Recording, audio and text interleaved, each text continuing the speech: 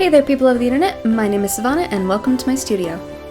So for today's video, it's going to be a little different. I'm not going to be drawing anything, I'm just going to be going over the Faezoan stat sheets and what everything on it means.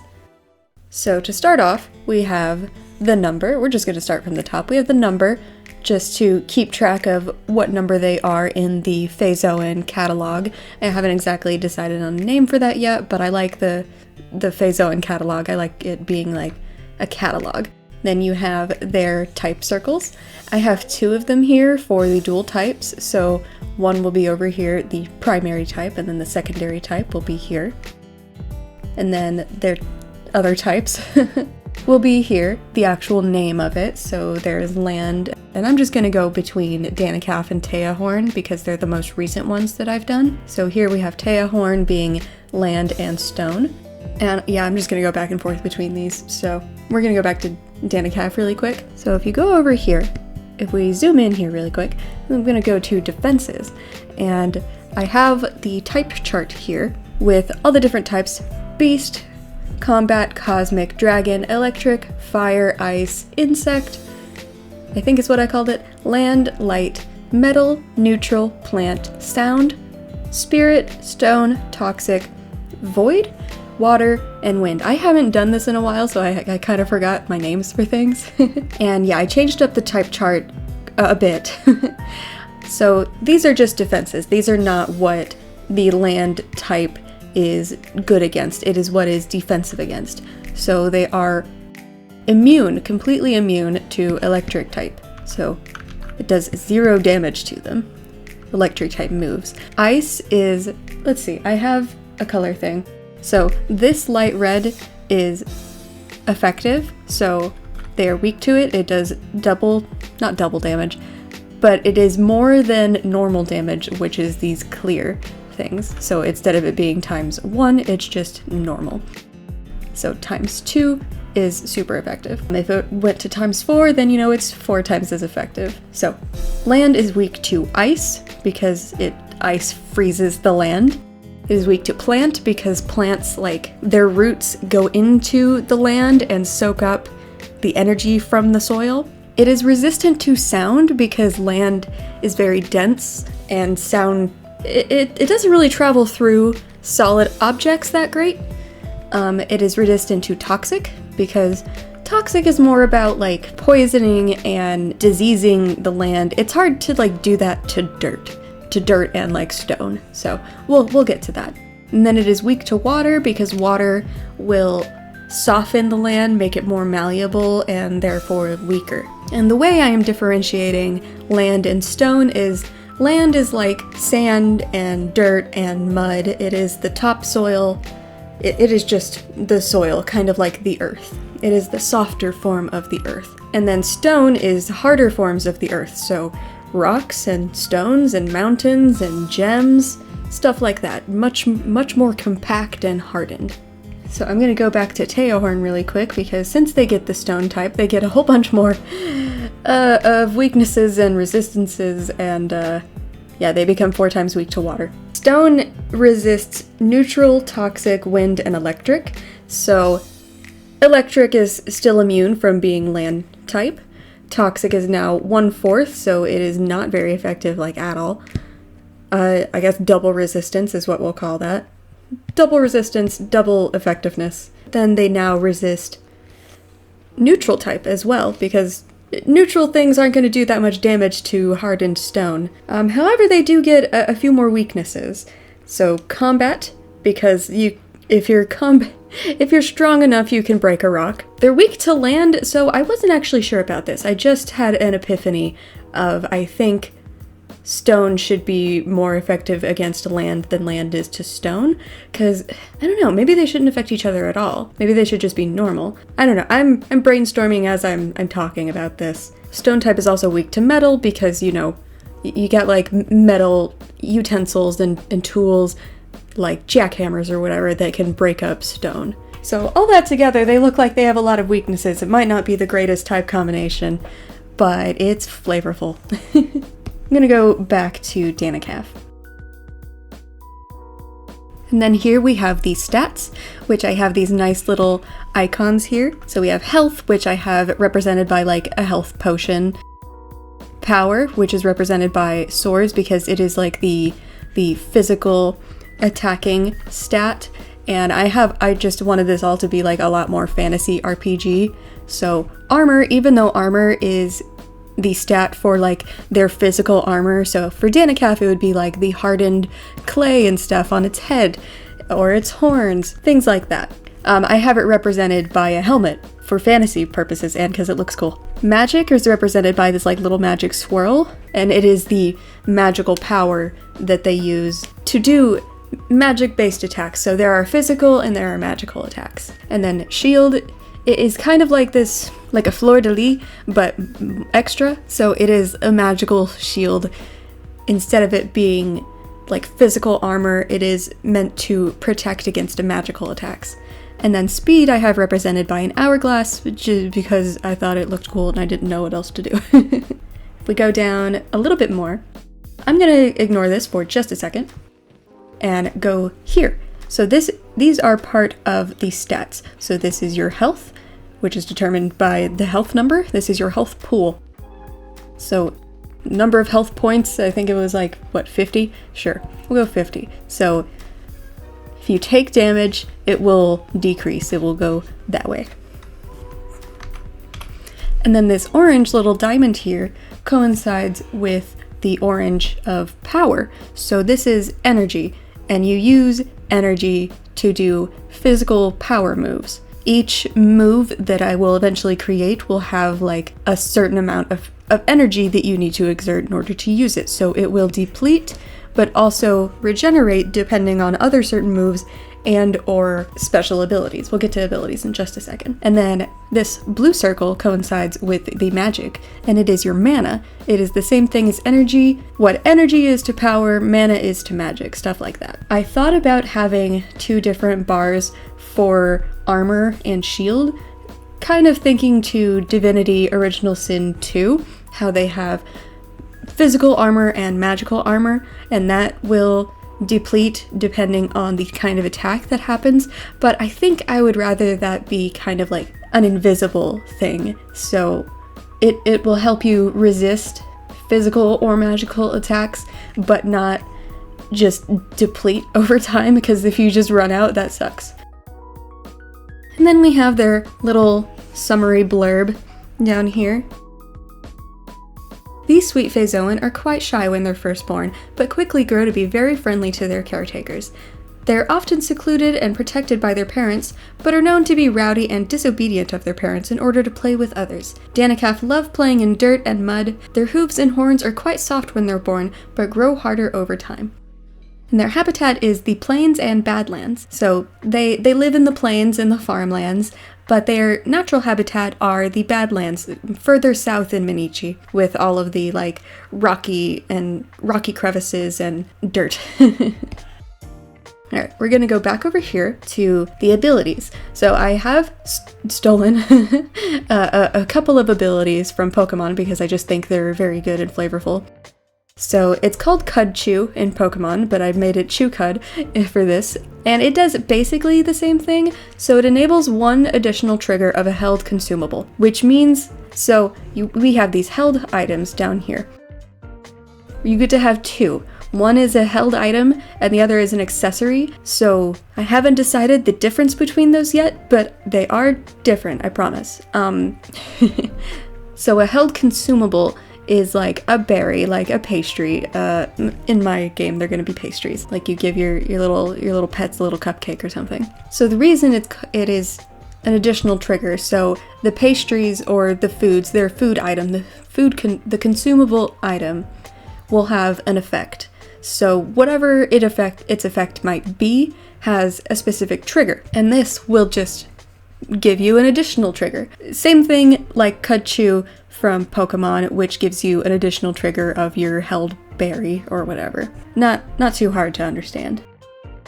And then we get to the very fun part that I haven't talked about at all. These are specializations. So you know how in some video games you have a class and then you have your like subclass? These are technically subclasses.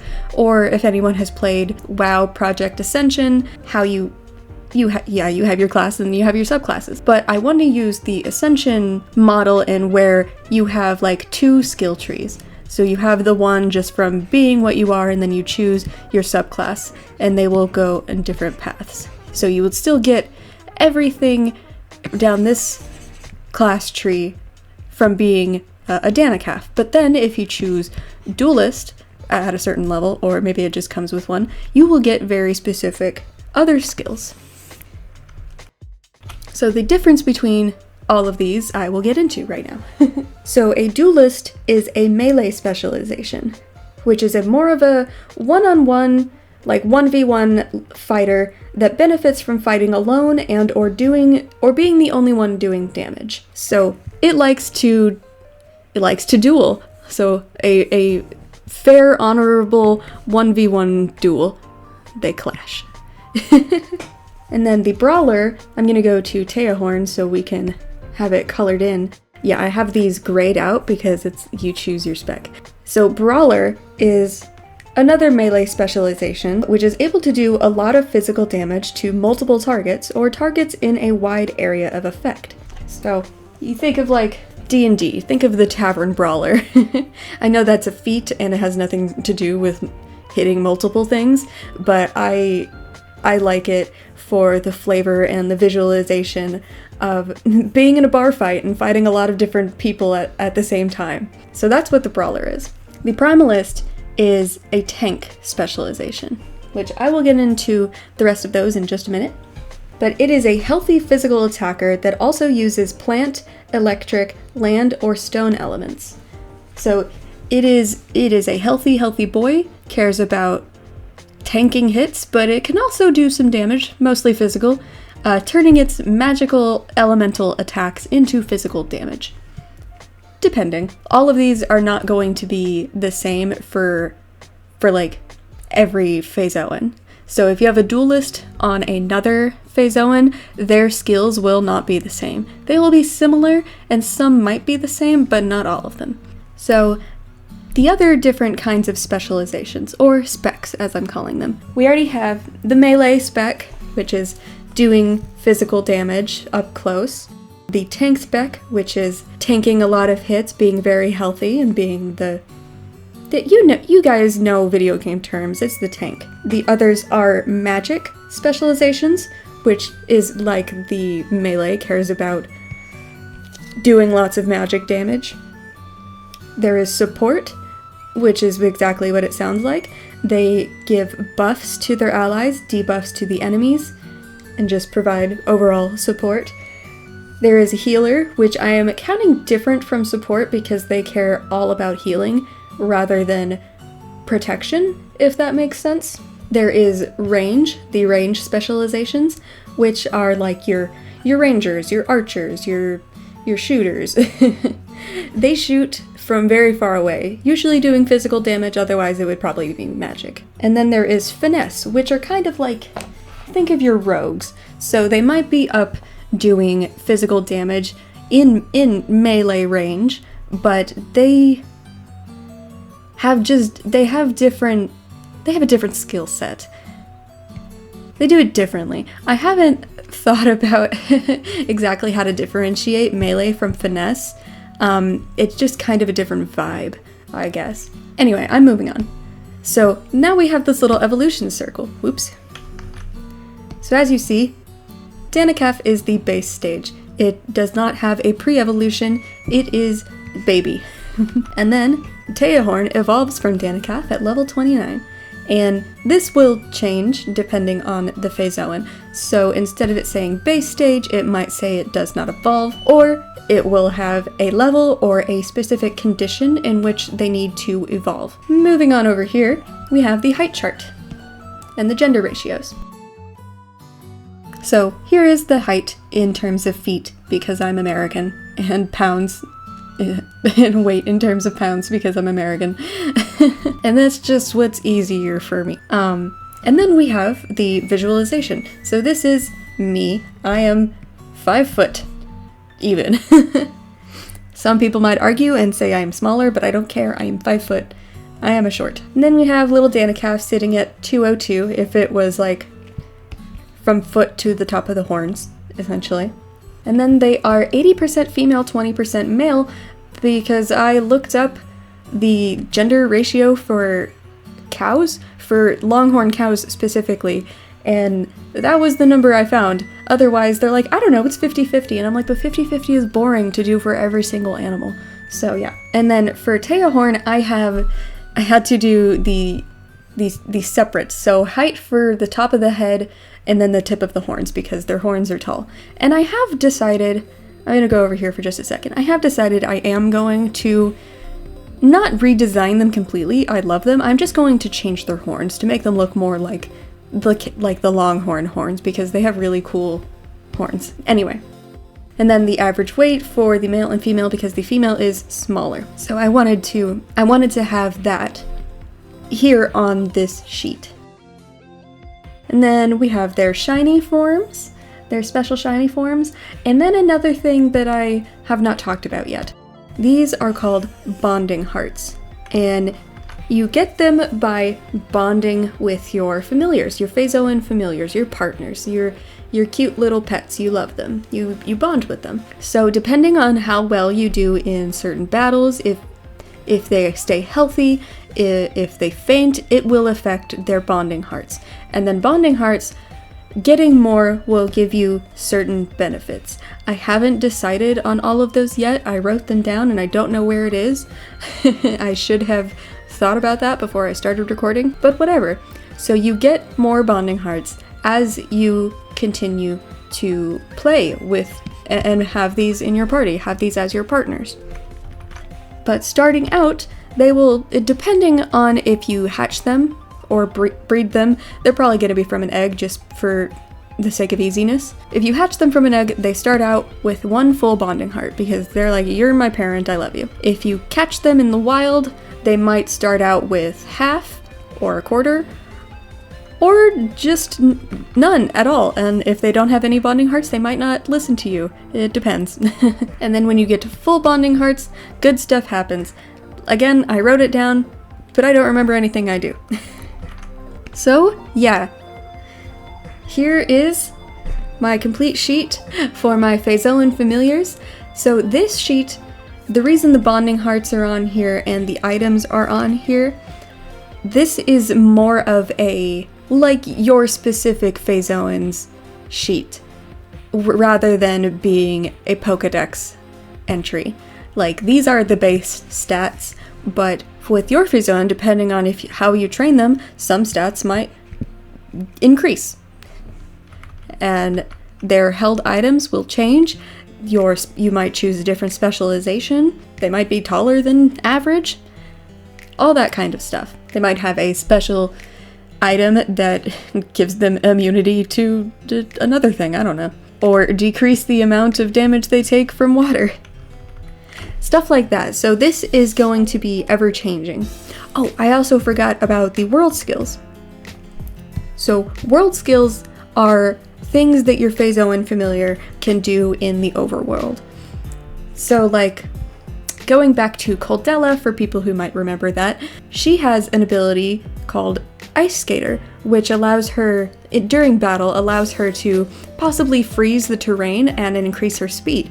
Well, in the overworld, the overworld skill would be called Freeze. So she could freeze a strip of water to then allow you to cross that bit of water, like crossing a river, making a shortcut. So for Danicaf, it would be Search. So you can have them help you search for like items in the wild, for food, like berries in the wild. And then for Teahorn, their world skills are you can ride on them, they can push stuff, like push things out of the way, kind of like strength in Pokemon, and then they can break stuff, like Rock Smash in Pokemon.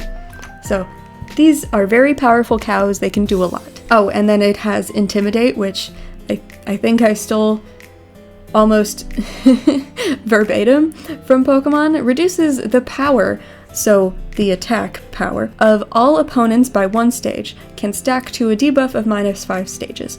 I don't exactly know what the stage means, but that's what it said on like the Pokemon database, so I will have to figure out what that means for me and my little independent game.